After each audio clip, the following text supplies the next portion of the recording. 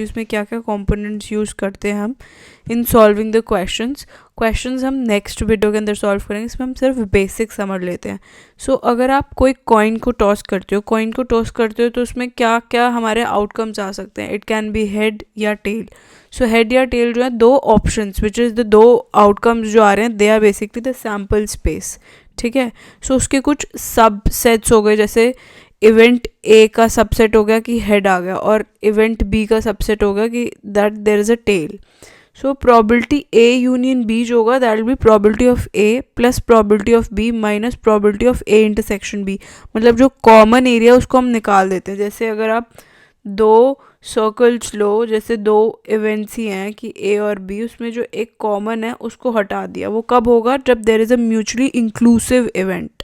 But अगर mutually exclusive event है, मतलब उनके बीच में कुछ कॉमन है ही नहीं, ये दोनों जो हैं वो इनके बीच में कुछ भी कॉमन नहीं है, तो उस केस में it's a mutually exclusive event. तो उस केस में probability of A union B का जो फॉर्मूला रहेगा that will be probability of A plus probability of B. Now let's talk about the conditional probability. Conditional probability मतलब probability of A given B, मतलब probability A की क्या है जब B event हो चुका है। सो उस केस में जो फॉर्मूला होता है that is probability of A intersection probability of B divide by probability of B.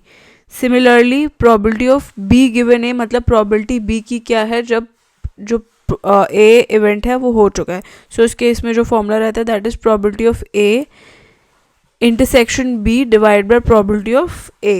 So that is the conditional probabilities. Now let's see the independence. अगर event जो है वो independent है, उनके बीच में कुछ भी common नहीं है, तो क्या रहता है? So probability of a complement b जो है that is equal to probability of a into probability of B, और इसमें कोई भी इवेंट जो है वो कॉमन नहीं है। That means it is a mutually exclusive event, मतलब उनके बीच में कुछ कॉमन नहीं है।